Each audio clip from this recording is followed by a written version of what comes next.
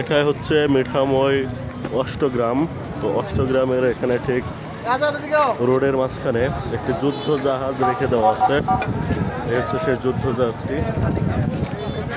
এইভাবে আপনারা ঘোড়া পেয়ে যাবেন, যে ঘোড়াতে 50 টাকা করে দিলে আপনারা হয়তো 2-4 মিনিট ঘোড়াতে ঘুরতে পারবেন।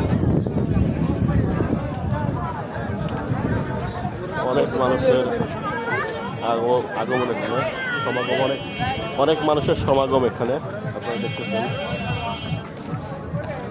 অনেক মানুষ এখানে।